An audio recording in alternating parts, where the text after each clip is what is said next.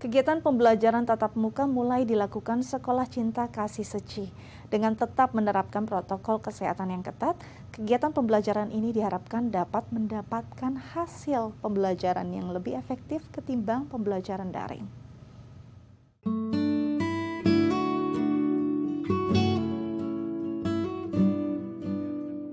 Sesuai dengan aturan pemerintah DKI Jakarta, pembelajaran tatap muka terbatas di sekolah mulai dilaksanakan secara bertahap.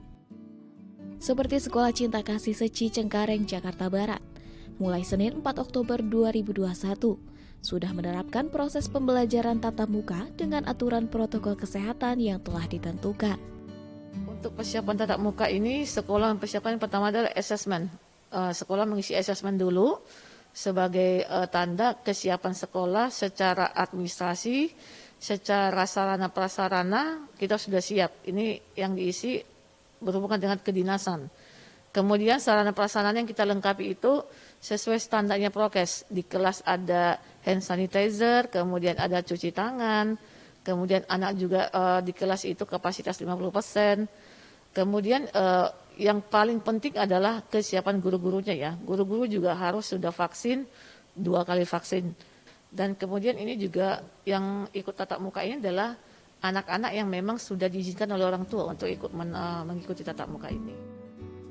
Persyaratan bagi murid yang bisa mengikuti pembelajaran tatap muka, yaitu sudah divaksin untuk umur 12 tahun ke atas, dalam kondisi sehat dan di keluarga tidak ada yang sedang terkonfirmasi positif COVID-19, serta orang tua yang tidak memiliki komorbid di rumah. Setiap unit SD, SMP, SMA, dan SMK dijadwalkan dengan pembagian hari berbeda untuk pembelajaran tatap muka, dan untuk hari pertama dimulai dengan tingkat SD dan SMA. Bagi murid yang masih melakukan sistem pembelajaran dari rumah, juga bisa mengikuti pembelajaran di kelas melalui Zoom meeting. Hal ini yang menjadi tantangan para guru karena mengajar dengan 2 sistem pembelajaran secara bersamaan. Seperti Eka Andiani, yang sudah mengajar selama 9 tahun sebagai guru geografi di Sekolah Cinta Kasih Seci. Setelah hampir 2 tahun mengajar secara daring, ia harus mempersiapkan materi pembelajaran yang menarik di kelas agar murid bersemangat dalam belajar. Tantangan kita itu sebenarnya yang paling pertama itu membagi fokus kita. Karena kan ketika kita mengajar di kelas, perhatian kita semuanya penuh ke anak-anak yang ada di kelas. Sementara yang di rumah itu juga anak-anak kita yang memang memiliki hak untuk belajar yang sama. Jadi kita harus bagaimana caranya membagi 2 sisi kita, memanggil yang di kelas dan memanggil yang di rumah juga.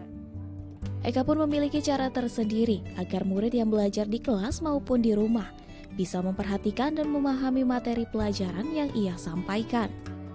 Cara yang saya terapkan untuk di rumah, saya terus mengajak anak-anak yang di rumah untuk berinteraksi. Saya menanyakan kepada mereka bila mana ada materi yang belum dipahami, karena untuk sekolah sangat mudah mereka lakukan.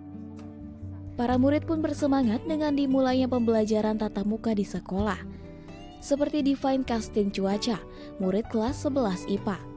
Menurutnya dengan belajar di sekolah, ia lebih bisa memahami pelajaran yang diberikan para guru. Orang tuanya pun sangat mendukung dengan dimulainya pembelajaran tatap muka di sekolah.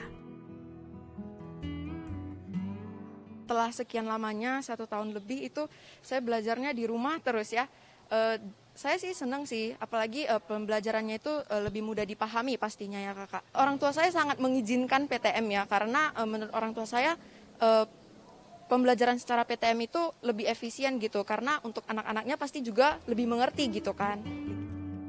Divine juga sangat mengapresiasi para guru yang telah mempersiapkan secara maksimal dalam memulai pembelajaran tatap muka di masa normal baru untuk memberikan materi pelajaran.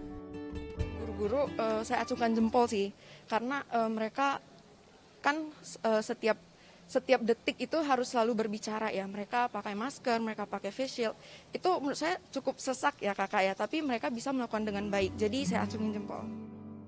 Irawati Gunadi, DAI TV.